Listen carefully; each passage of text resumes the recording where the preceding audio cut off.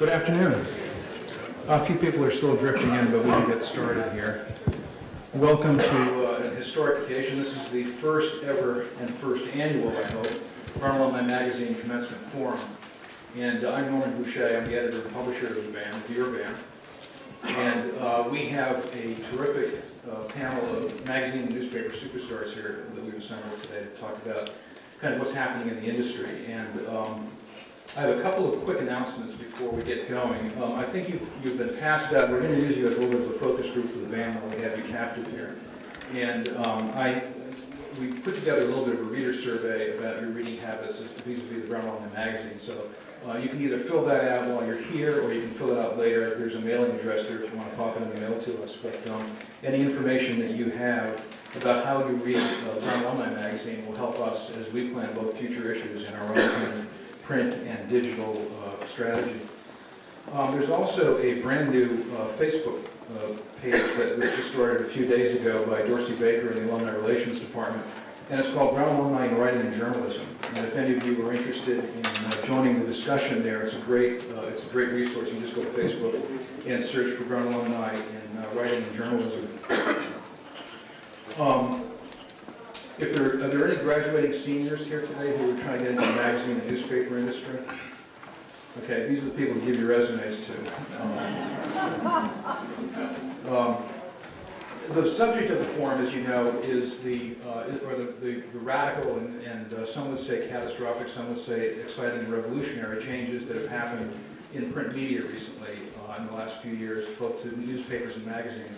And I don't have to really go into much detail about it. I'm sure you all are aware that magazines and newspapers, for the most part, in print are shrinking, and journalists are getting laid off by the hundreds and so forth and so on. And I think that despite all of that, there are a number of publications that are starting to figure out how to exist and show a profit in this brave new world, and among those people are the ones sitting at our panel today. So let me introduce them. The way we're going to work this is I will introduce each of them. I will throw out kind of a broad question about the changes that are happening in the field. And then I will step out of the way so that you can hear from them. And then I would like to get as much audience participation in this as possible. So we'll probably stop it fairly early so that we can get your views about this. I'm sure you're all, I see a lot of people have picked up the Atlantic and Fast Company while coming in and are already buried in print magazines, which is always a hopeful sign for us. So let me just start by introducing the panel. Immediately to my left here is Elizabeth Baker Keffer, who class of 1984, who is Vice President of the Atlantic and President of Atlantic Live, which is the events arm of the Atlantic.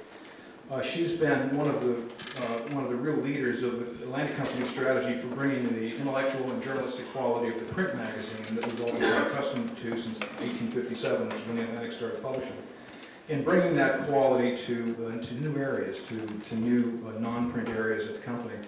Among her many accomplishments, Elizabeth has been the Atlantic Media Group's lead executive in creating such partnerships as the Atlantic's partnership with the Aspen Institute, which that partnership produces the well-known Aspen Ideas Festival, which I think President Simmons was part of last year.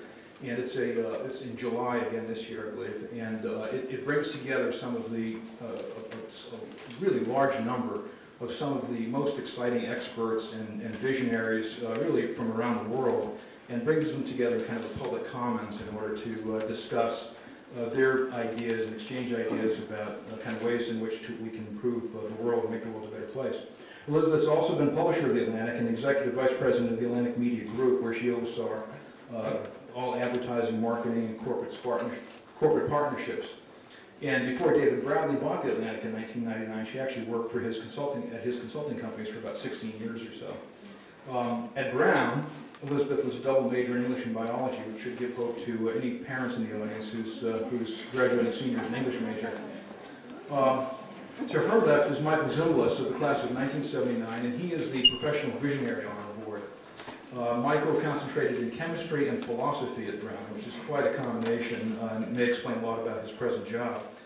The job is he's vice president for research and development operations at the New York Times Company, which, as I heard him once describe it, is a job that requires him to look around the corner and figure out kind of what the future will bring, how people are going to be getting their information 5 years from now. especially in a world where people will be getting their news, where increasingly people are getting their news and information without getting their fingers dirty anymore. Under Michael's leadership, the Times is making the transition from a print newspaper company to a multi-platform news and information company, and he's going to tell us exactly what that means.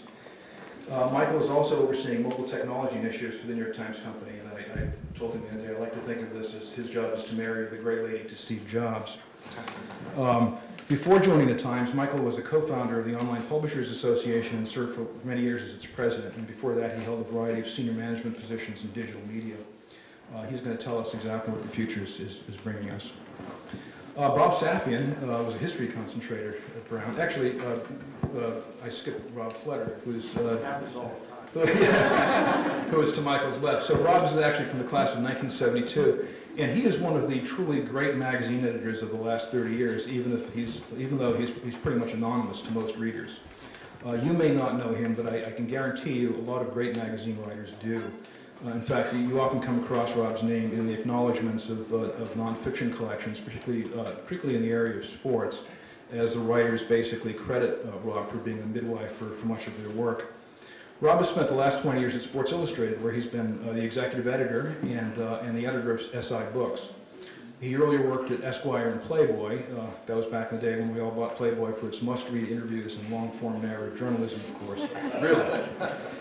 Rob has been one of the great editors of long-form narrative journalism. That's his particular area of expertise, and what he's been particularly adding to the magazine world for the last few decades.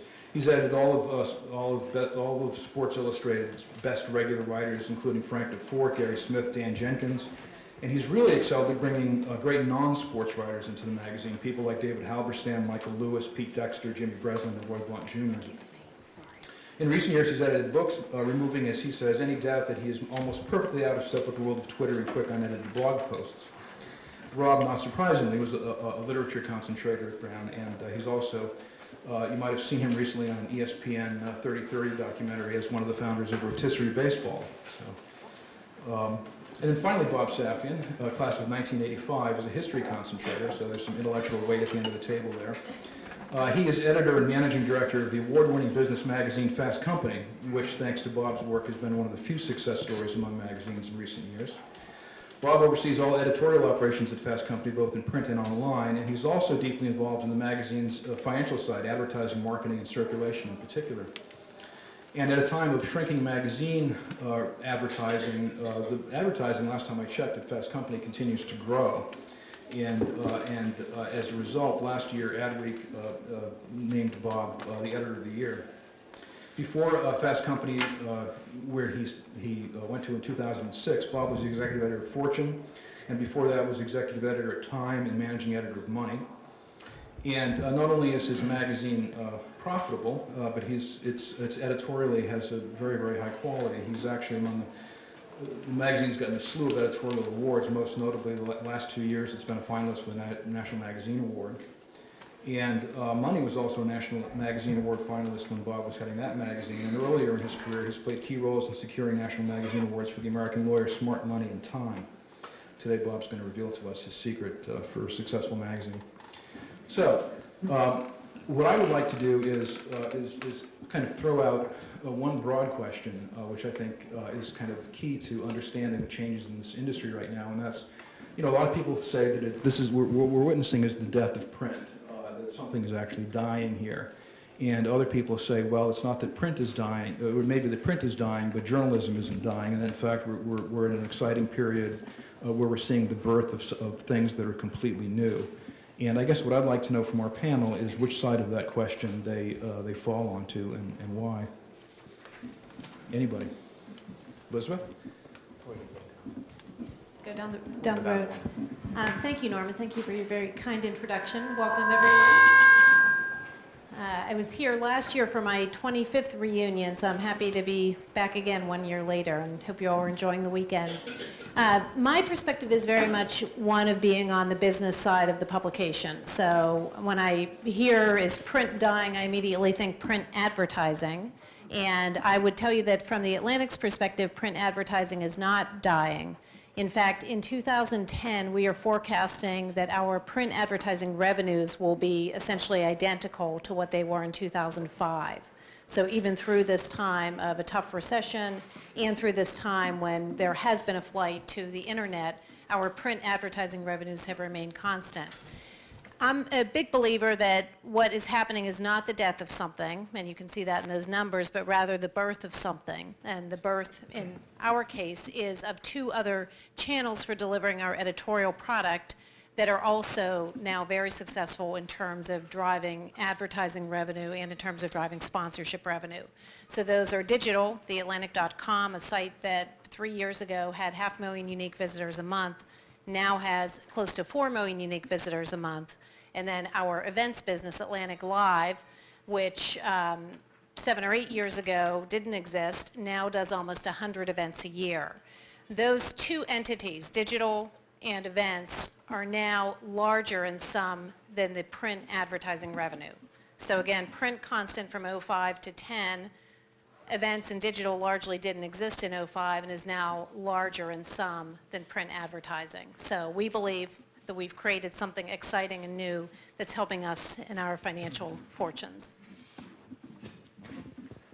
Well, thanks, Norm, and thanks for all of you for coming today, and thanks to all my fellow panelists for being here with us today too. And I guess since you gave me that lofty introduction, Norm, I would say, let me step back and say that I think we are at the end of something and at the beginning of something new, and Elizabeth's statements reflect this as well. What we're at the end of is what I might call the industrial age of media production, where there was a control of the inputs and the production process and the outputs by a single entity, which was a media company, and we're at the start of something new, which is much more like an ecosystem approach, where everyone has access to the distribution and everyone has access to the tools to create, and all kinds of new interactions are developing. So there's an interactions between audience and creator. There's interactions between professionals and amateurs. There's interactions all through this system, and it's creating interesting new sort of feedback loops. So I would say that print lives in this ecosystem, and it will continue to live within this ecosystem in new and interesting and different ways. And I think Elizabeth's example sort of illustrates that it's now a component of a larger presence for the Atlantic, and it's a component of a larger presence for the Times, and for many others. So I think of print as a device, as just like I think of an iPhone as a device. It's a means of conveying information to an end user, and it has its advantages and it has its disadvantages in this new ecosystem. And so I think if you think of it that way, we don't get to sort of beginnings and ends, but we get to sort of a different steady state than the steady state we were in this industrial age of media production. Okay. Rob, you want to chip in? Yes, I'd like to say thank you for coming as well. Thank you, Norm. As usual, I feel strongly both ways. I think we're at the birth of something and at the end of something. And if you've ever attended either of those events, birth it's a violent, wrenching, unscripted, often bloody event. And likewise, a death is a tremendously wrenching thing. And but when something new is being born, it's also about the most exhilarating thing that happens in your life. And I think because what we're at is both of those things happening simultaneously, we just say evolution. I think we're at a point of really, really rapid evolution. Things are changing so quickly. And it's going to be particularly right for a combination of kind of obvious reasons, economic forces and technology changing very fast. Things are moving at a pace that we've never seen before, and I think it's going to be things that are always difficult are going to be all the more difficult and wrenching. So, but I think overall it's a very hopeful time and tremendously exciting. All kinds of stuff happening we've never seen before. Good. My turn. Hi. Hard not to echo what everyone here said. I think that Norman mentioned that I'm a history concentrator when I was at Brown, and I feel like through the lens of history, this time is going to be recognized as a time of a tremendous flowering of creativity, that there is more new content of different kinds that's being created by different people all over the world, and I think it's tremendously exciting. The business reality is that there's more content being created than financially there are dollars to support it. And so all of us who are in the content creation business, and I think of it not just that I'm competing with other magazines or other newspapers, but I'm competing with, the time you're spending on Facebook and the video games and the apps that you're with. I mean, anything you spend your time on, that's what we're competing with. And the challenge for those of us in print media or any content creators is how do you create content that is compelling enough to your audience, how you define that audience. And I say to my staff all the time, every day we come into the office and the doors open, that's a good day. And, tomorrow they may not open. And we can't get too caught up in that. What we have to do is try to create things that people are going to be excited about interacting with. And, take it one day at a time. It's moving way, way too fast. I'll just, the first issue of Fast Company that I did 3 years ago, the cover story was about Facebook. And part of the reason I chose it was because Facebook had so many followers. It had 10 million. I thought some of them might buy magazines. And 3 years later, they're at 450 million. 3 years. So what's it going to be like 3 years from now? Who knows?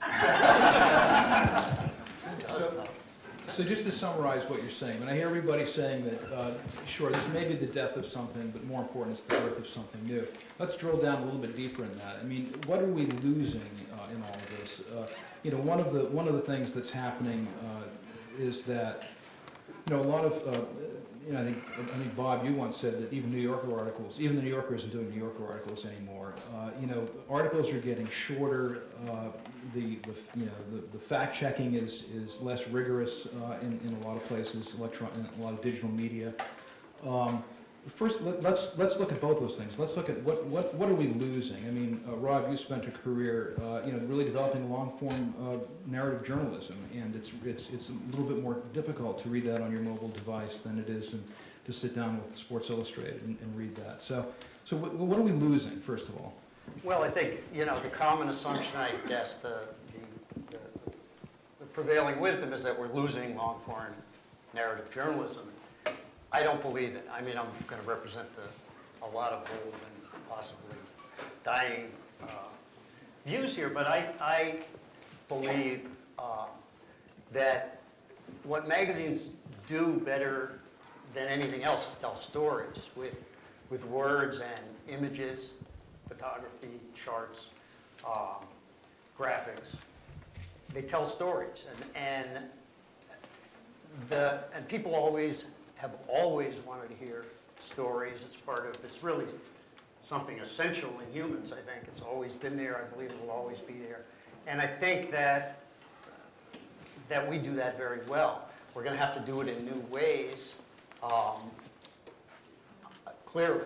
And we're going to have to do it with more tools than we've been doing it with, not just with ink on paper, not just with static images, and not just with very good writing, but I think with very good writing. I think that's something that will not go away, ever. But I guess where will it live? I mean, Michael, I know you've done a lot of work on mobile delivery of news and information.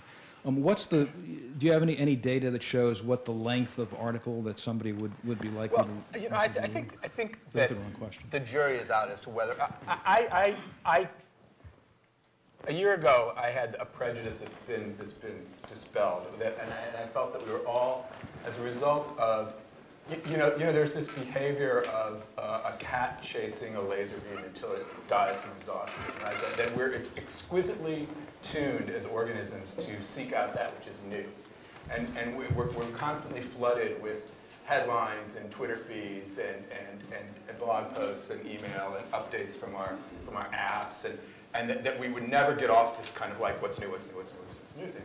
But in fact, we've done some research just this year, and I've seen some other research that suggests that that isn't the case, that this immersion that we now have in media of all types at all times, which I know everybody is familiar with, doesn't necessarily mean that we're just skimming the surface at all. In fact, I think that if you look at the most emailed stories on the Times website, for example, often it's the 8,000 word magazine pieces that are the most emailed.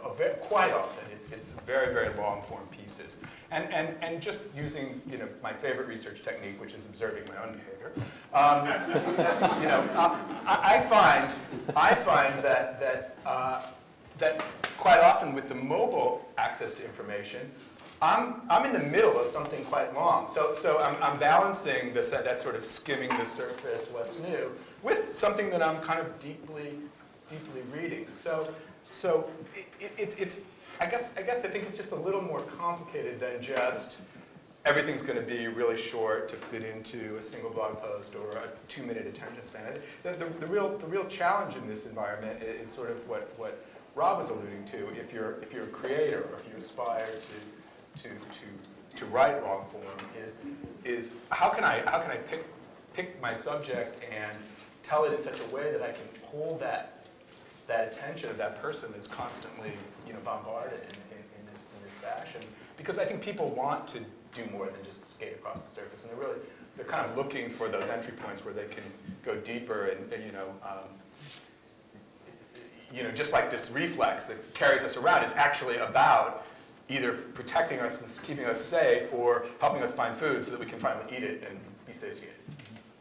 Now, Elizabeth, the Atlantic Online actually does have some pretty long pieces on it, and it has the content of the magazine as well as all of the bloggers that you brought, but they're not sort of quick-hit bloggers, really. I mean, they do have sort of long posts, and they're carefully written and well-composed. Do you want to say anything about that? Sure. TheAtlantic.com has the full magazine, but about 80% of the content on TheAtlantic.com is new and fresh, and I think we were early on to jump into the blogosphere and to hire some very high-quality journalists to write for us, primarily online. Andrew Sullivan, Mark Ambinder, Megan McCardle, and others. So they've really developed a following. What we find, though, is that very few of our readers actually read the magazine online. If we have a non-subscriber go online to access something from the current issue, they will download it most often and print out a copy of it. So people don't like to read the very long-form narrative online, but they will read the shorter posts, and we're developing a great following for that. So the industrial technology of production gets transferred to the reader instead of the publisher. Exactly, for them to print it out. And we've also added a feature on the site just within the past year called The Wire, which is an aggregation of top opinion columnists. We have an Atlantic 50 we've named. And that has actually grown very quickly. We're up to 500,000 unique visitors per month in just about 8 months' time. But to answer your earlier question, Norm, about what we are losing, I think what we are losing is the reader's appetite and just habit of paying for content. So that is the big change in this model, and that's what's so dramatically reshaping the industry and forcing some publications to close because readers, I think, are accustomed now to finding everything free online. And we, too, took down our paywall. Our site had been open only to subscribers until about 3 years ago, and our traffic has taken off as a result of that. We are now, as with many other publications, starting to look at some amount of paid content on the web. But I think that's the big concern for publications like those you see represented here, that producing high-quality journalism is extraordinarily expensive and time-intensive, and we don't think that there's a future where that can be funded just through advertising. Actually, in the the current Atlantic, the cover story by Jim Fallows about Google's involvement in kind of reinventing newspapers online. They talk about unbundling the newspaper, basically, where reporting, international reporting, for example, doesn't really pay for itself, but it's paid for by the real estate ads and by the stuff that you throw away in the Sunday paper. And by unbundling that, we're kind of losing those revenue streams to support good journalism. Is there any danger that you know, expensive journalism will happen less and less? Is it happening less and less? Does anybody know? Well, I mean, I think I'm sorry. I think it's pretty clear that it's not going to be free. I mean, the habits that have been developed by readers, by the users of our products, are going to have to change because it just doesn't add up. We're not going to be able to continue to produce that kind of very expensive journalism for free. People are going to have to pay. But I also think that there's going to be, as there's more and more stuff out there, and God knows there's already a huge glut of information. There's tremendous volume. People, I think, are overwhelmed. I think the part of what magazines have always done is curate that stuff, is select and sift and decide and help readers decide what's worth reading. Part of it is surprising them. You know, also the conventional wisdom now is you go online, you know exactly what you want. You're going for what you're interested in, and there communities spring up around these things. But I always thought that one of the primary functions of a magazine was to surprise readers and give them stuff they didn't know they wanted. And often those are the things they remember forever and make them faithful users of the magazine. So they're going to have to pay. Yeah, I mean, Norman, you asked sort of what might die. Like the class of magazines that I think are most vulnerable. You know, there are news magazines, right? Frequency. You used to get your news magazine so you'd make sure you didn't miss anything in your newspaper, right? Now, you know, you get your newspaper to make sure you didn't miss anything online. And where does that leave you if you're coming out every week as a news magazine? It's challenging, and they're all struggling with trying to figure out how to do it. I think the other thing that you mentioned is, the question is whether journalism is a business or is not a business.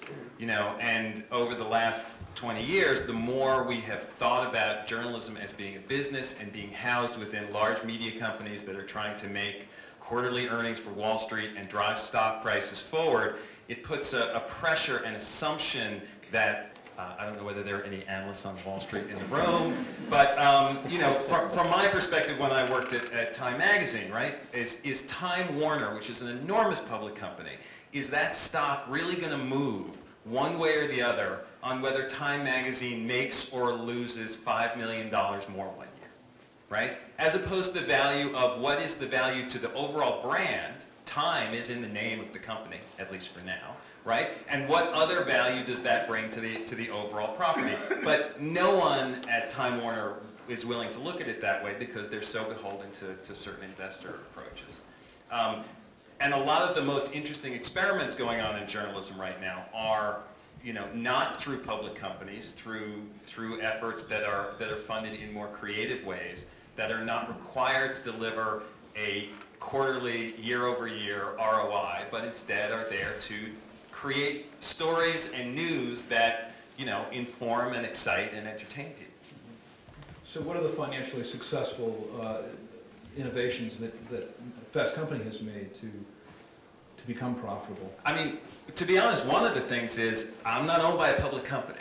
You know, the magazine is owned by one guy who's got a lot of money, okay, who's got a day job doing something else, and he believes in magazines and journalism. He likes it. He gets excited when we do stories that, you know, and he feels like as long as there is some measure of financial progress, he's eager to continue to support and invest in it.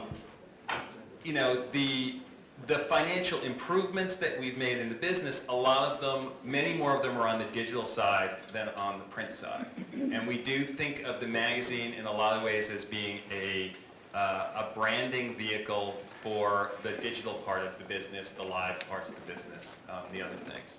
But one of the most you know, most of the people who say that that print media is dying, a lot of them are based in Silicon Valley, and they're pushing iPads and other, you know, digital media. And yet when we go out there to do stories, oh yeah, it's dying, it's dying, it's dying. But they themselves are dying to have their own pictures and names in our magazine. In the print, yes. If I say it's an online story, no, they're not interested. But the print, they want to be in there. There's got to be some value there somewhere. That's a really good point in many different ways. First is that these are very powerful vehicles in print, newspapers and magazines still are, and not just powerful, but profitable. I mean, we are a highly profitable company at the New York Times. These magazines that are running now are very profitable businesses still. And they still have a reach and impact that exceeds anything that's been able to be accumulated yet in digital. Now, we all believe that over time, the weight and the impact and the power of digital to do things like change people's minds and move people, emotionally will come to bear. But it's a real, if you think of media as being able to do those kinds of things, it's still the print that does it. I mean, I've seen young bloggers join the New York Times who've complete digital natives. Grew up with nothing but digital media in front of them, come in to become a blogger, and just melt when their first story gets on the first page of the New York Times. I mean, this is still a reality, and it's still a very good business. It reminds me again of this idea that the Atlantic is more than a magazine. It's events. It's websites. It's a stable of brand name authors that can be put to work in different ways as well. And so I guess in the way, coming back to your question, Norma, about the subsidies in the newspaper. So it used to be the classified and help wanted ads were the basis for the financial foundation for us to be able to send investigative teams on very, very long missions and assignments. Those same kinds of cross-subsidies are going to be transferred over time into this more ecosystem approach, where they may exist within individual companies and institutions, or they may exist and become distributed more broadly through the efforts of sort of like some of these nonprofit experiments that are happening now. The big notable one is ProPublica with Paul Steiger, who used to be the editor of the Wall Street Journal, where they're subsidized, they're doing big investigative reports, but they're partnering with traditional media outlets to get those reports in front of people in whatever form they're going to digest. And just this past Pulitzer season, the Times won a Pulitzer Prize for this article that was commissioned by ProPublica and sort of collaboratively published with the Times on what was happening in the hospitals during the evacuations in Katrina. So we're seeing, that's why it's a really exciting time, to Rob's point, that there's all kinds of new feedback loops and new associations that are happening to create the kind of news and information that we all need. Yeah, sort of the overarching point is I don't think it's going to be one thing or the other. It's not going to be print or online or film or video or newspapers or magazines. It's going to be all those things. And those of us who have done print magazines have to start, or have started really, have been thinking for a long time about how to do those things, how to combine what we do and deliver it in various forms that already exist and in combinations that haven't existed yet. Yeah, and I think if a media company like the New York Times or another one decides and they look at where the revenue is coming from and they say, oh, there's not enough revenue to support these ambitious journalistic efforts, that over time their brand will decline. People won't be as excited about it, won't have the same level of credibility, the overall value of the business will decline, and they'll be replaced by somebody else who is doing it. I mean, in a world where there is so much content, the key thing is scarcity. It's having less, not having more. It's not a volume game, right? It's a game of who's going to have something that's special, and that requires investment. It doesn't just happen. Well, every now and then it does, but most. It requires editors too, which are another thing that a lot of people have assumed are or an endangered species. It's one of the things that's clearly been lost. There's a lot of editors' jobs. But that's what we're talking about, that sifting process and delivering to people, saving people time. You're asking them for a piece of their time when they come to your website or your publication, and you have to pay it off with something that's worthwhile. You have to do the sifting, you have to save them time, and then make the time they spend there worthwhile. And that's what your brand is. You build it on reliably doing that, and then you spread it across the various ways you deliver that to people. And no focus group, which is another thing that a lot of big media companies do. They do a lot of focus groups. They almost never will tell you in a focus group, yeah, I want the stories to be longer. I want them to be more complicated. I want them to be more in depth, right? What you get is, you want them shorter. I want them sexier, and the more you give the people what they want, sometimes, you end up with less, not with more. I mean, that is the role in a lot of ways of the journalists also, is to help our readers find things that they didn't know they cared about until we presented it to them. And you can't get that out of a focus group. You just keep getting into a smaller and smaller circle. Yeah, I've never heard anybody say they wanted to read more long pieces at a focus group. But I've heard people hundreds of times when I go out and talk about Sports Illustrated, and people find out I worked there at some point and say, oh, I've read Sports Illustrated. They remember the pieces they always remember, and the ones that stick with them forever and create this powerful attachment to Sports Illustrated are the long pieces. What's the last 25-second news item that you read that you can remember? And the long pieces give credibility to all the short things that you read, even if you don't feel like they do. At least that's what I believe. I mean, The Atlantic has tremendous stories in it. A lot of them are very long. And even if I don't read the long ones, I believe the shorter ones more because I know the longer ones are there. You make those associations. And the same thing happens on the flip side sometimes online, which is one of the challenges for, digital-only brands to get the same kind of leverage. I would say one other thing we're losing through all these transitions, I think, is the reader's attention span, because they are bombarded with information constantly, and even when you're reading something online, the ability to link through to another piece, another piece, another piece, I think is something that threatens us in terms of creating very high-quality, long-form journalism. Well, I got to say, I mean, it's a confusing time for a reader because of the kinds of things you're just talking about, Elizabeth.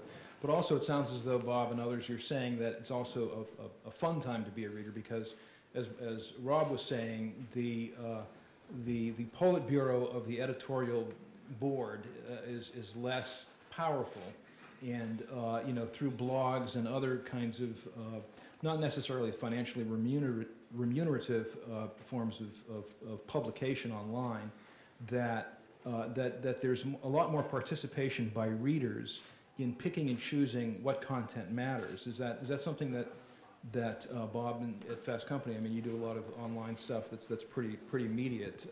I mean, what works, right? You put something up online, and if nobody reads it, then you got a problem, right? And you got to replace it with something else. Sometimes the problem is that the content itself isn't compelling enough.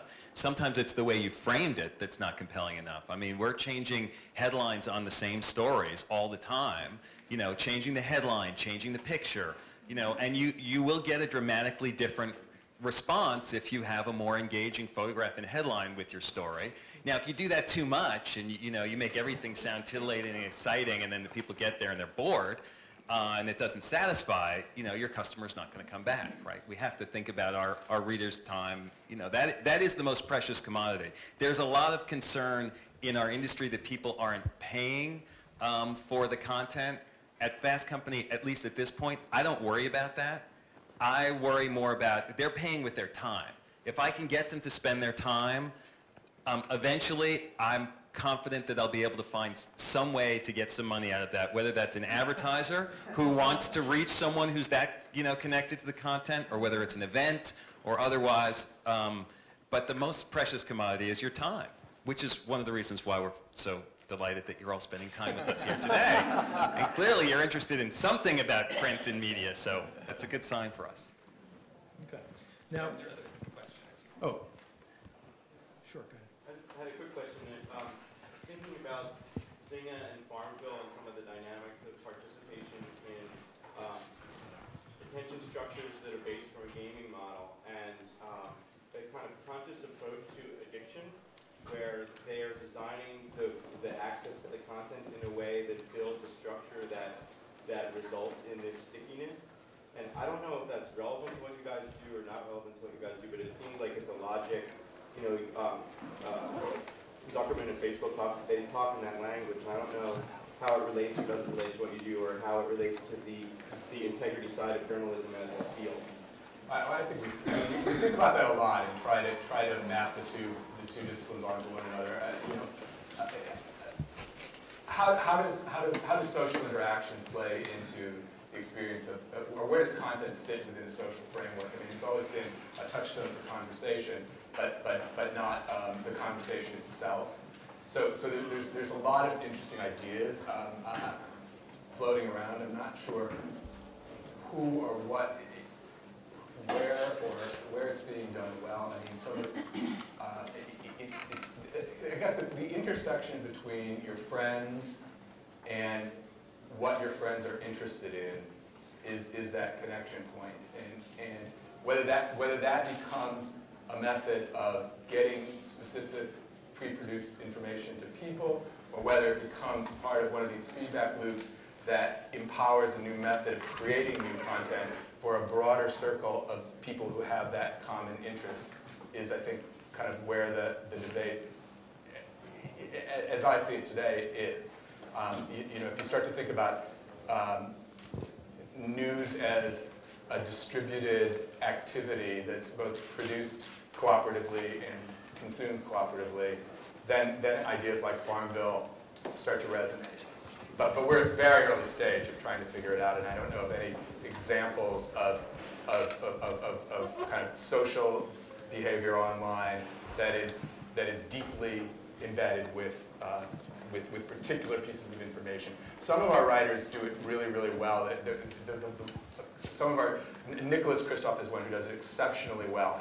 He will publish in the newspaper, then he will blog about something he published, then he'll watch the comments to see what's happening, and if there's activity and a lot of conversation in the comments, he'll use Twitter to send people to Facebook, where his personal Facebook page, I'm not joking, he's done this on a number of occasions, where his not his personal Facebook page, but his, you know, kind of Nick Kristof professional Facebook page, then has a threaded conversation about the topic. So there, and that's literally keying off of something he wrote. But that's maybe the best example that I've seen so far, where those kinds of social interactions and motivations come into play. But he's not, you know, badging people and, you know, kind of giving them a tractor.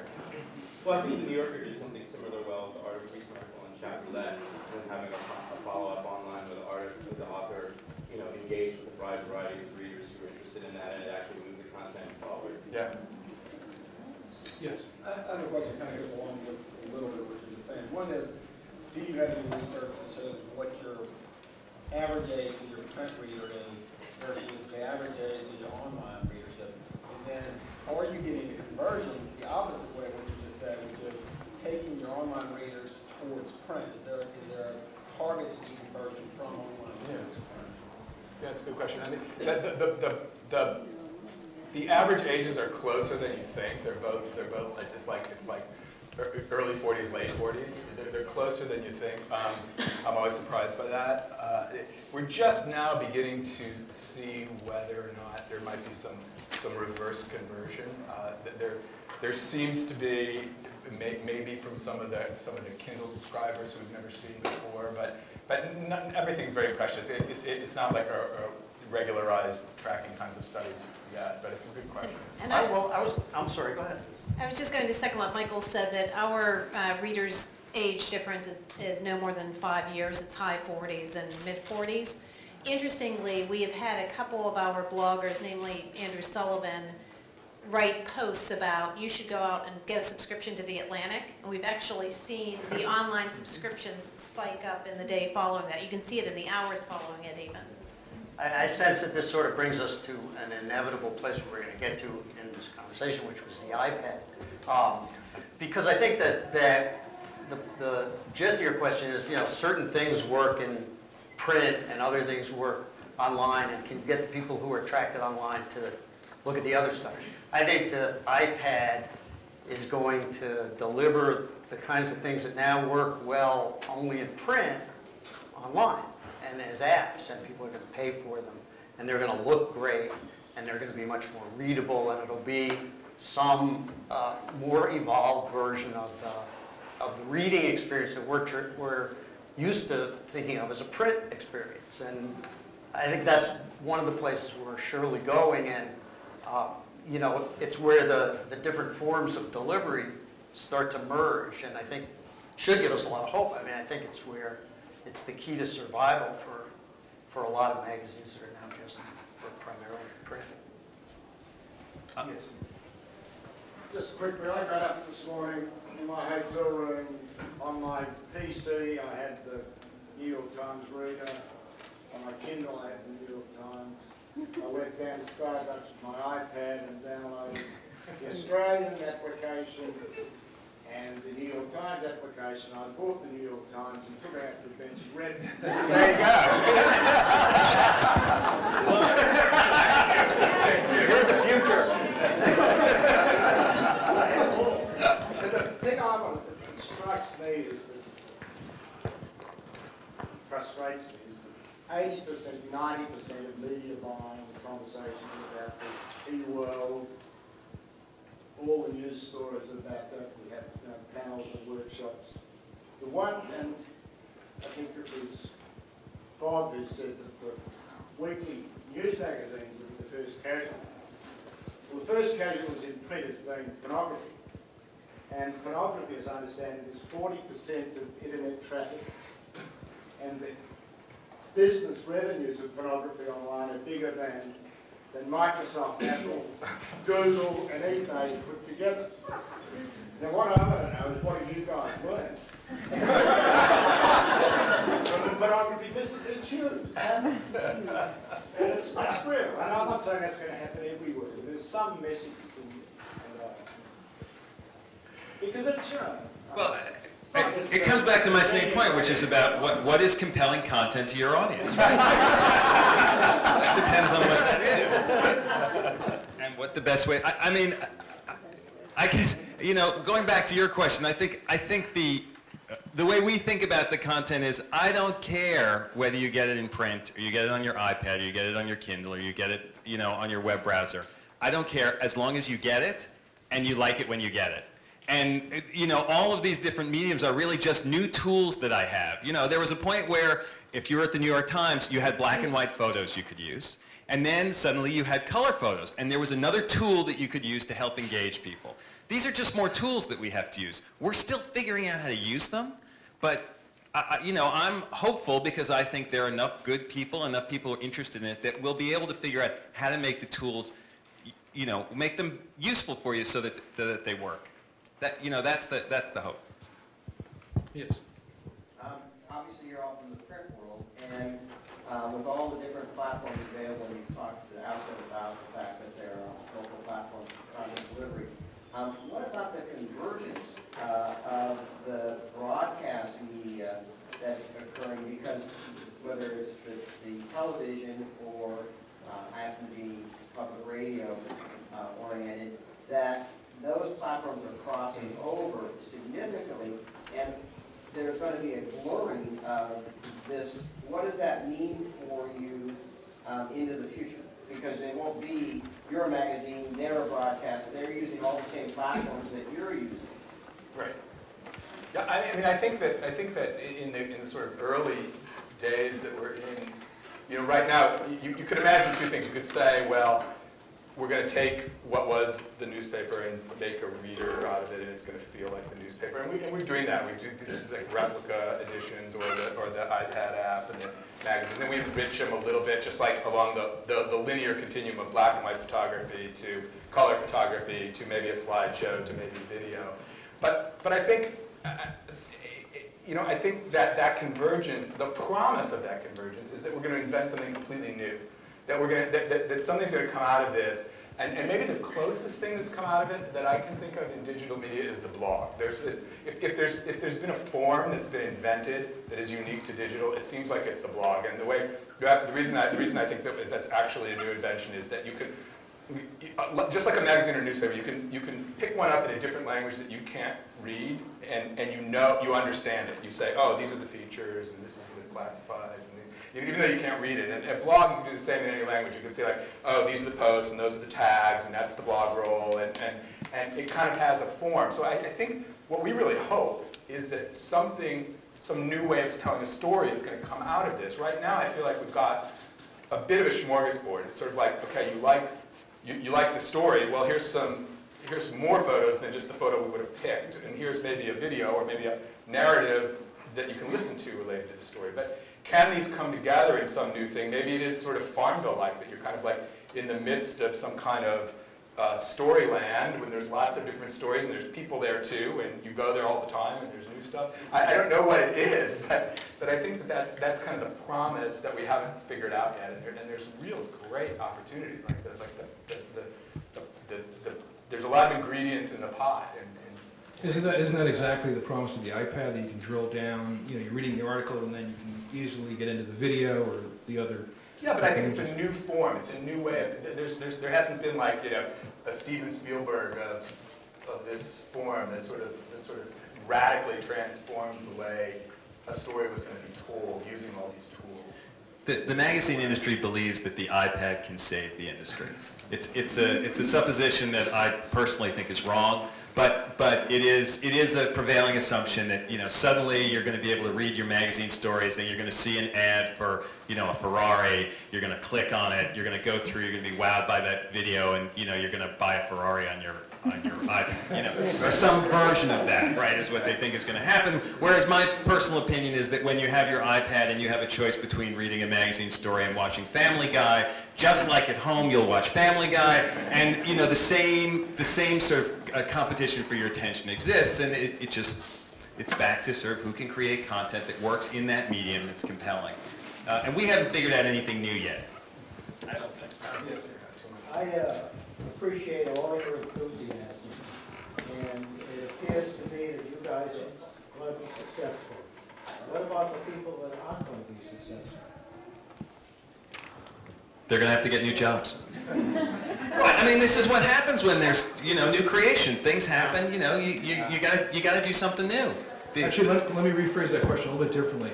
I'm a graduating senior today. I want to enter the journalism world. All of the print publications that I've been trained to become a part of, how do I break into it? Do an internship? Do I start my own blog? I think there's. So if you look at the world that way, there's less opportunity. If you look at the world from the standpoint, some people believe, I've never been a journalist, just to be clear, but for many people who are journalists, it's more than a way of life. It's a calling. It's on that level. And if you feel that, your opportunities now are much broader than they've ever been, because you don't need a lot of these institutions to be up and running. You could be up and running tomorrow with your own blog. You could be in whatever category you're interested in whatever community you want to cover. I mean, you could do it with a credit card and 3 keystrokes. You can be reaching the entire world. Yes. What Michael just said about the unlimited opportunity, there's nobody paying for those unlimited opportunities. That's the difficult part. It's true. The difficult part. Fortunately for me, my second career was freelance writer, and it's been very successful in terms of numbers, and I don't need the income. I'm exposed to lots and lots of really bright, creative young writers who can't possibly write because they will starve. And what's available to them is less and less. Newspapers are using services. People that used to pay me decent amounts of subsistence pay now ask me, gee, can we put this on our website free? It'll give you lots of exposure. Places. But if you don't need the income, maybe that's not a bad thing. I think one of the problems for me, I may be the angel of death because I had 3 magazine articles published in all magazines, all three folded. And there were publishers who were publishing stories, who were going to publish books, and decided not to publish books anymore. So for the writer, this is a cataclysmic revolution, not an evolution.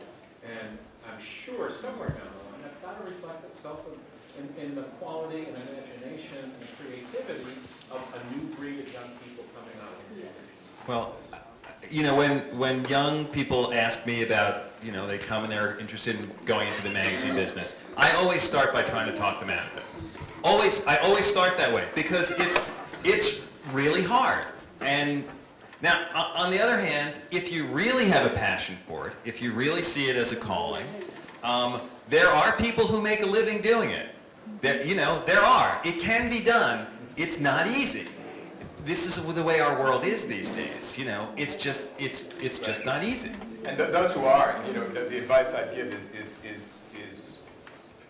find the passion point. And the passion point can't be general. It has to be fairly specific. People can specialize now, and if they specialize in certain categories, you know, make a living at it. But the other thing I say is I'm looking to hire what we call multi-tool players, which means it used to be that all I needed to do to hire someone is if they were a good writer, great.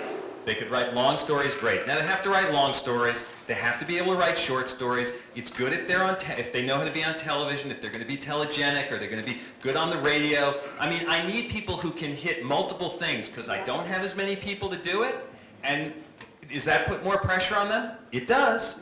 But if you want that job is there. It just means you have to have more, you know, have a more diverse skill set to be able to get it. In some ways, I think that's the way it's always been. When I broke in, you started as a fact checker, or you started as some kind of editorial assistant, then you collected jobs.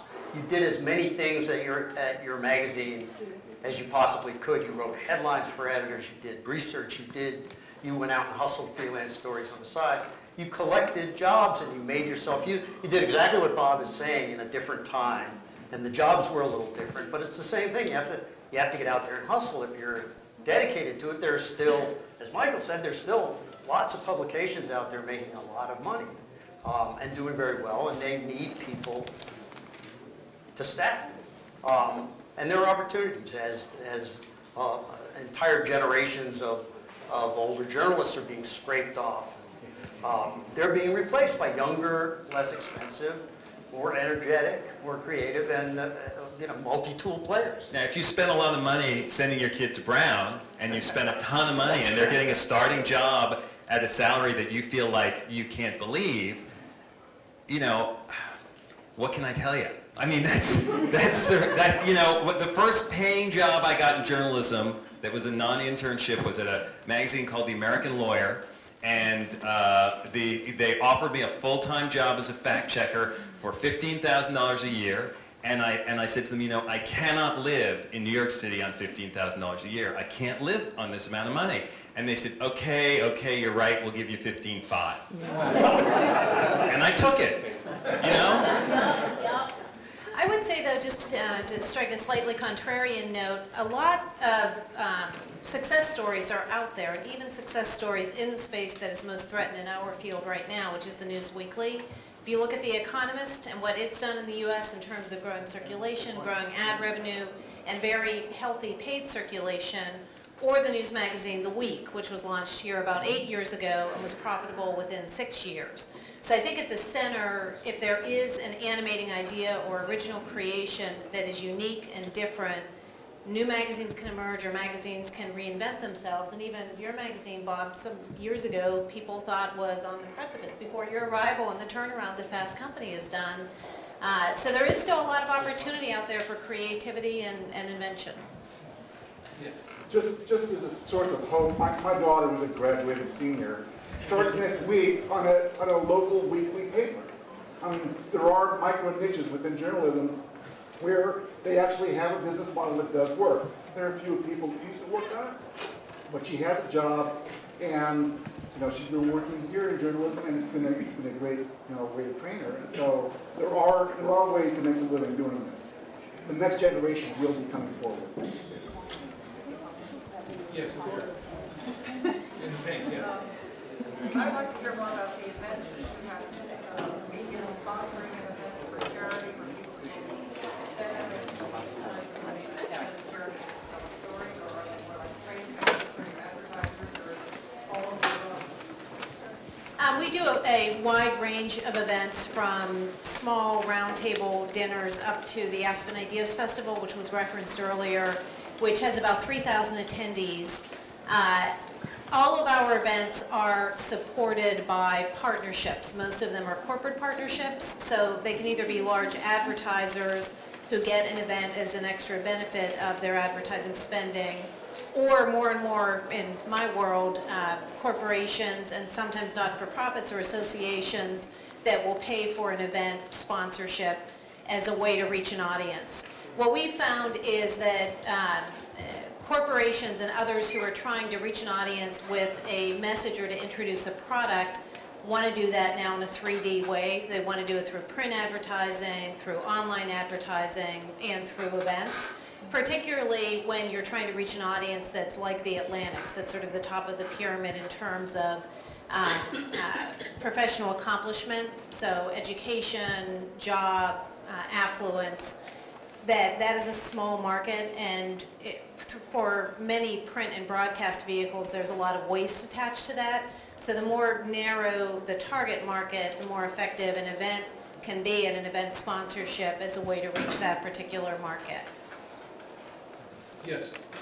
Yeah, I think the generational question is very interesting, and I'm looking at, my impression is that today's children and adolescents, they take the multimedia platform for granted, so they're not as excited about it. It's not in any way to draw them in the same new way that it did perhaps people 10 years older. And I think they're basically in a way that Harry Potter generation, which surprised people so much, the phenomenal book getting such wide readership. So the question is, do you think that they're really so much that they're not attracted to print in the same way that we were, you were? My impression through the books is they still are extremely attracted to print today. I hope so. Yeah, I do too. I mean, I've watched my kids I've watched my kids grow. They're my best market research. And my oldest was a complete online, he's a complete media, electronic kid. And oddly, my youngest is a reader of magazines. But I don't think it's my influence. I just think they're drawn to whatever gets their attention, as Bob was saying. And I don't think it matters to them. I think it's unusual when they're not on multimedia at once. I mean, they're consuming at least 2 things at a time, always. I mean, they've always got a computer on, an iPod, and several things on their computer, and you have to get their attention. And I think that, I mean, Harry Potter is a great demonstration. Other young adult books that are selling very well, they still want stories. They still want compelling stories. You have to figure out how to get their attention and how to hold it. I mean, I think there's still, there's a demographic reality at what age we as adults or young adults or whatever choose that we're suddenly more interested in more serious topics and more serious reading. And you know, at Time Inc., where Rob and I both worked, you know, they tried with Time for Kids, they tried with Sports Illustrated for Kids as ways to sort of seed the next generation of magazine readers, and it doesn't really work. I mean, you know, because I think what happens is, for most people, when they're young or in their teens or their early 20s, they don't care that much. Their own lives are so, you know, tumultuous or whatever. But you know, you get a little further along and you start looking a little broader, and there's a broader group of people that come. Now, I don't know exactly what, you know, the Times' demographics are, but I know what happens in most of the magazine industry, that the readers end up being, they start coming in, you know, their late 20s and their 30s. Is that going to happen with the next generation? We all sort of hope so. And it may, but we don't know. We'll know when it happens. And when our owner bought the Atlantic about 10 years ago, one of the first things he did was commission a study looking at reading habits across 5 sectors: college, 20s, 30s, 40s, and 50s. And what you saw was college years and 20s reading was at a peak. It dipped in the 30s and 40s, and sort of mid-40s it came back up, because those are the years when people were so busy with career and family that the reading time gets squeezed out, and I think that is still the case. Yes, and that. There is also the privacy question. I understand that any use I make of electronic media can be tracked and trailed, and it's all floating up there somewhere. But if I buy a newspaper where nobody knows me, or a magazine, I have the privacy of my reading even more than if I borrow from the public library. I want something that cannot be subpoenaed. and I know that that Corona Electric Portable cannot leave a hard drive. So, yeah, what are you stealing from these people? For print and for typewriters. Anybody, what information are you extracting from your readers involuntarily? What kind of question is that? No, I agree. It's one of the benefits. Every channel has its benefits, and if you were absolutely, if you were absolutely, positively want to know that nothing, the fact that you might have read a story, you got it there, right? Do we have this place? Do we have this till 2:30? We do. Okay, good. Okay. So keep asking questions, Julie. Yes, being in the magazine business myself, I have a passion for magazines and for newspapers that I will never give up. I think electronic media is great. I'm very involved in that also. But my question is, there are 2 components to the economics of this business to me, and that is keeping the readers happy and being able to bring in advertising to support everything. So I like what you said, Rob, about selecting and selecting and sifting, that's what magazines do so well. And I believe that because of fact-checking. First of all, how do you educate your readers of the importance of selecting and sifting through all of everything that's available out there now? And then on the flip side of that, how do you educate advertisers so that they understand the importance of selecting and sifting through all of this media so that they know where to put those ad dollars? Because as you said, Bob, there are only so many ad dollars to go around and so much media out there. So how do you educate on both sides of this so that you can support what you do? Well, I think the sifting part, the editing part of it, or that part of the editing process is just, I think it's what Bob said, it's what everybody said in various ways. You just have to deliver something. You confirm that you're serving them well by giving them something that they like. I mean, I realize it's circular, but you just have to give them great stuff that they remember and has an impact on them. And, when you spend endless hours floating around, browsing on the web, and walk away from your laptop and say, well, I just wasted 3 hours. Nothing sticks. And, then you hit upon something that does.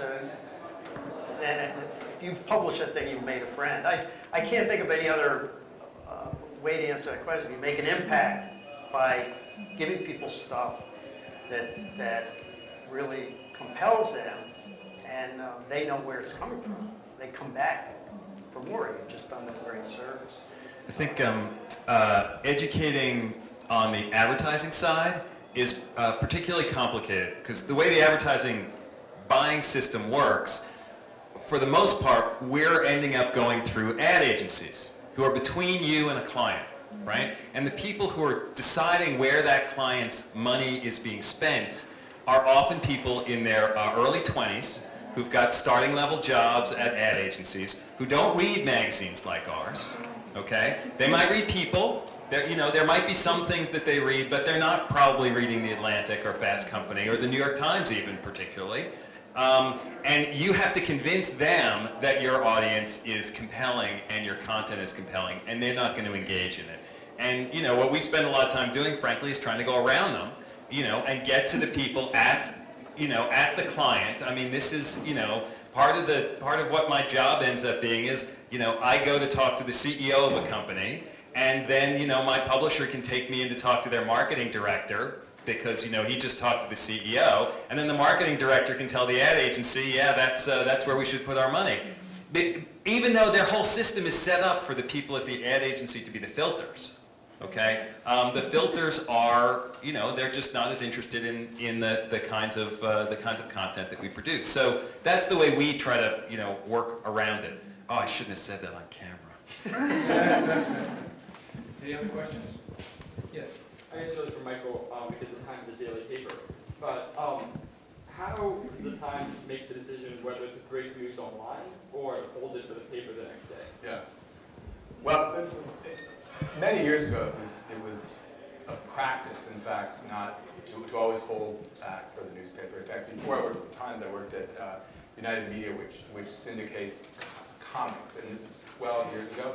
And we were always a week behind because there was such fear that if we put the comic strip up the same day, people would abandon their newspapers. I think that's completely changed. We publish, virtually nothing is held back. I mean, you know, I'm not in the newsroom making those kinds of decisions, so I can't say every single thing, but virtually nothing. I mean, the magazine lead story is now up by Wednesday, Thursday of the week, typically. You know, pretty much everything starts online. I listened to the New York Times Book Review podcast for tomorrow on the train today coming in. Yeah, the book review is out by But I think the same is true at the weekly Sports Illustrated. Everyone's, and more so, I think when you have a story like the Barry Bonds steroid story a few years ago, the magazine was doing the first excerpt from that book written by a Brown Alumni. And we used the web to break the story and draw attention to it, and then the magazine made a huge impact. It was held up on, you know, every newscast. So, but I don't think there's any question. I don't think any print publication that I know of holds news for the print edition anymore. And the further out your lead time is for Elizabeth and I mean, I'll finish my stories, and they'll go to a printing plant. I mean, I'll be done with my story, and I know my readers are not going to get it for 4 weeks, okay? And I know it's going to be on the newsstand for 4 weeks after that. And so how do I come up with a story today that's going to take a writer a month to do, that then is going to be another month before my reader gets it, and is going to, you know, what's that story? And so there's certain things that you say, like, I'm just not going to do, because I know the New York Times is going to have it way before I am, right? No, because I think that's a trap. We tried and it's a trap. If I try to compete on timeliness with the New York Times, I'm going to lose every time. The only way I can do it is I have to try to find the story that for some reason I think the Times is going to miss, or someone else is not going to do, maybe because they're not looking at the world quite the same way we are.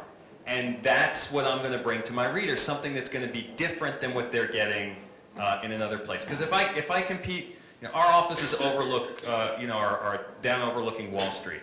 If I'm going to try to compete with the Wall Street Journal on some breaking, you know, Wall Street story, forget about it.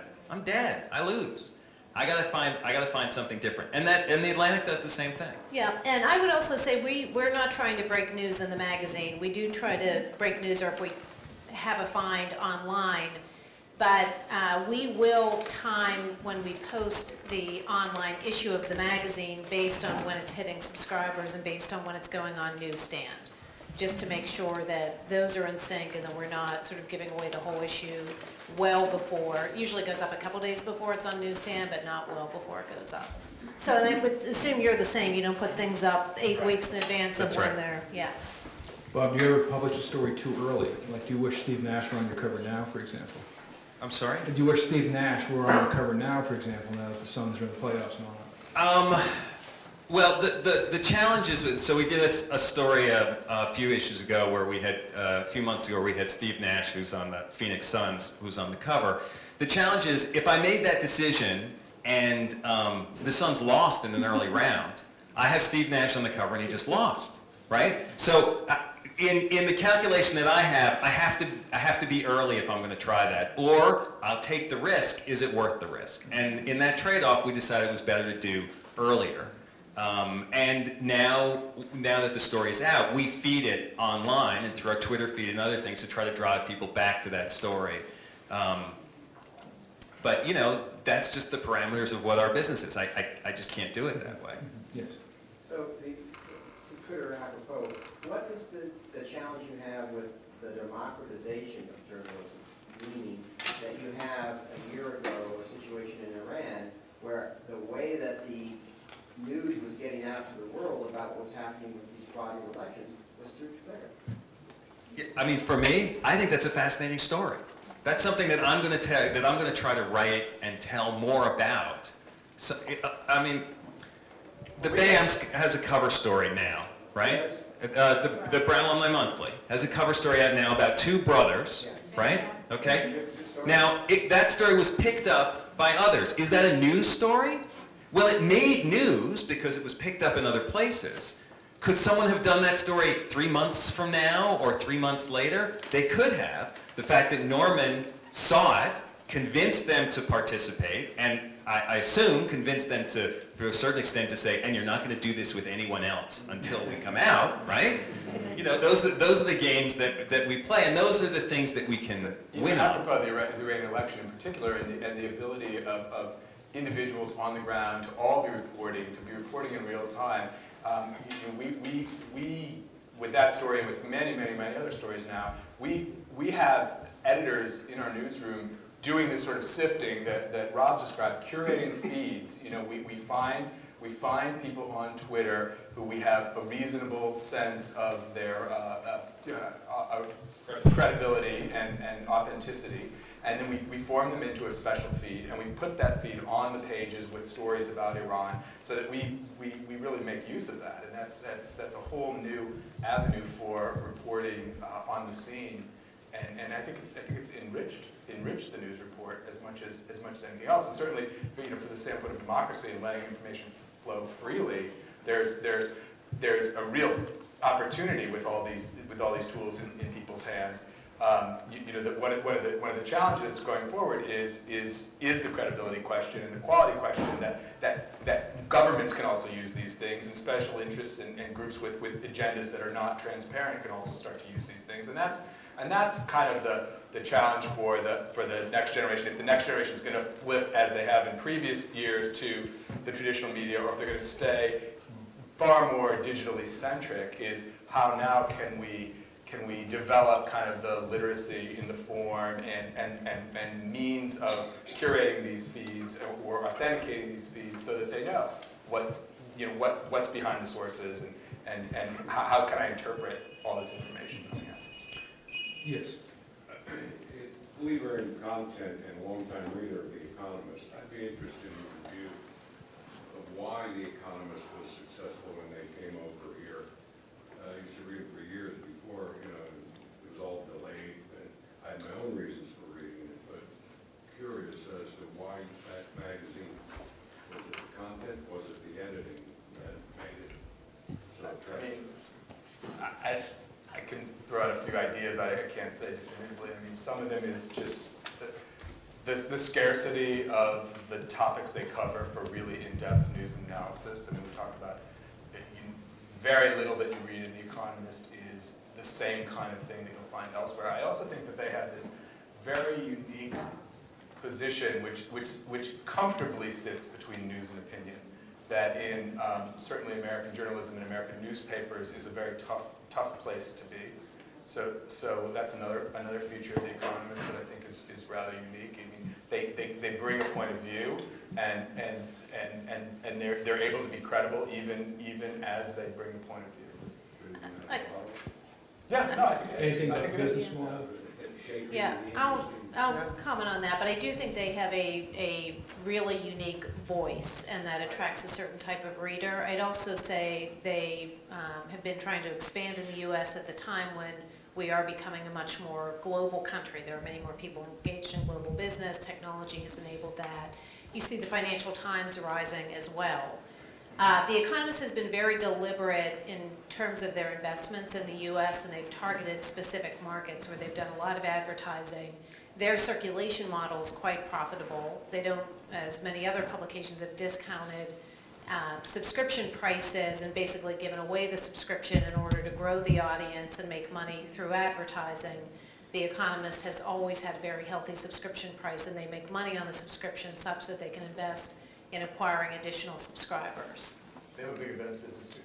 They do. They have a large events and conference business. They have a large research business, so they've been integrated for many years. And they also own Roll Call and CQ in Washington, D.C., so they have an inside the Beltway presence with policymakers as well. And when you start to have all those pieces and can sell across those, that's the direction that advertising and corporate partnerships are going, is to create, and how many times have we heard this? Bring me a big idea, something that's never been done before. Right. And the more inventory you have, the more platforms you have, the larger program you can create, and something that's truly unique to the brand. And that's where the much larger price points come as well. I'd also say that the other competing business magazines have been boring and predictable, have gotten that way. I mean, I was at Fortune, and so I'm as culpable as as anything else. But I think Business Week and Fortune and Forbes, which were the dominant business magazines here, I think they just got predictable, and they didn't and that made things, they were slow to react. Now they're all trying to react and be like The The Economist already owns that. Interestingly, they really are a content magazine. I mean, visuals are not that important to The Economist as they were at Business Week and other Time 8 products. Right, and it's the voice of the magazine. None of the pieces are signed. There are no stars. Yes, totally. There are no personalities at all. It's the magazine. It's the voice of the magazine. Yes. Could you comment on the evolution and potential death of Newsweek? I've been a subscriber for years. It became much more features-oriented. Now there's no advertising content in it. And the news media said that it may go under. What happened? Everything. I mean, they tried everything, it seems to me. They tried, going to straight analysis, going to star writers, going to the model that relied less on advertising and more on paid readership. I mean, they've reacted late to every trend, I think. And it's sad. It's a shame. They've been trying. God knows they've been trying. Their circulation is too big. They just have too many readers, and they're so caught up with competing with time and scale that they stuck with having a readership that was too large for too long. That would be my assumption. I think they were not content to be sort of a successful, more of a niche player, and they really wanted to take on Time. Time's circulation, by the way, is too big also. But that... What does that mean about too big? What does that mean in your industry? In the magazine business, you can generate as many subscriptions as you want, okay? It just costs you money. Right, in other words, there are agents out there who you can pay who will generate circulation for you. Whether you get paid for that circulation, so that I can get you guys to pay me to buy Fast Company. I can go to an agent and I can pay them and say, whatever money you get to keep, okay? So not only do they get whatever money they're getting from the subscriber, they're getting more money from me. You can generate as much circulation as you want. It's not necessarily profitable circulation. It's not good. The game is to jack that up for the sake of the advertisers. Yeah. I mean, the newspaper industry has gone through a very deliberate period of focusing only on quality circulation, because you can get as much circulation as you want, and much of it is unprofitable if you actually analyze it. And so the sort of the undertold story, I won't say the untold story, of the decline in newspaper circulation is that a lot of that was actually managed decline because we wanted to stick with readers that were actually profitable and stuck with the publications for a long time. And another point on that is that when the new owner of The Atlantic bought it about 10 years ago, the average subscription price was $10 a year. And he decided that we couldn't afford that price, that we would never be able to get to break even with subscribers paying $10 a year, because that didn't even cover the cost of printing the magazine and mailing it. So we doubled the subscription price and cut the rate base in half. But that goes to an earlier point that I think Bob made. We have an owner who's independent, privately owned company, has a lot of money, was able to make that sort of gamble. When you're in a public company, you can't afford to cut your rate base in half and then try to rebuild at a healthier subscription One price. other interesting data point on that is that so the New York Times, we have 830,000 paid print subscribers who've been with us 2 years or more. 830,000, thank you very much. And once a subscriber's been with us for 2 years or more, we pretty much never lose them unless they move somewhere and we can't find them or they die. So, but that same number was about 670,000 3 or 4 years ago. So even though you look at the numbers that get all the publicity, like, oh, the circulation is going down, actually that loyal core circulation is very strong, very steady. It's actually increased over the last 3 or 4 years. So the quality subscribers? Yeah, so subscribers that matter to us and to whom we matter to. Yes. There's so many sources of information. I'm just wondering if you're checking all the websites and seeing what all the other major print publications are doing, as well as the blogs and the Facebook. Is this divvied up among different editors, or it seems like you're trying to do all that? And it's very, very hard to manage in the current environment, as you can imagine. I mean, some of it is structured, some of it we try to figure out, some of it's just happening because we're all, even though we work in media, we're all media consumers, but we do have somebody whose job is to curate these sort of Twitter feeds, and somebody whose job is to maintain our presence on Facebook. There are new disciplines emerging. It's really in a state of flux, so I can't say that, gee, we've nailed this person's job exactly right to do that function, and that's going to be like carry the title editor and be a persistent job title for the next 100 years. I don't know. Then you have a daily staff meeting to decide what will be the big story, or at the Times. Yeah, at the Times, sure. Yeah, that goes on. And you have that online one. Yeah, now you can watch it. Now you can watch that meeting take place every day on our website. I mean, isn't it true that every job at every magazine has changed dramatically over the last 5 years, basically, because of this, Bob? Yeah, isn't that fun? It should change. We want to do the same thing every day for. Yeah. Michael, as a long-time subscriber of the Times, yes. I'm curious why the color quality is so inconsistent. I'll give you the name of the person who it's not me. It's somebody else's problem. It's so frustrating. When you're reading a story, if you're a visual person, and right. It's in home design, where you really want to see a great picture, and it's so blurry. Well, newsprint is very hard to print on. I think it can easily be inconsistent. You're going to have to go to the new iPad version.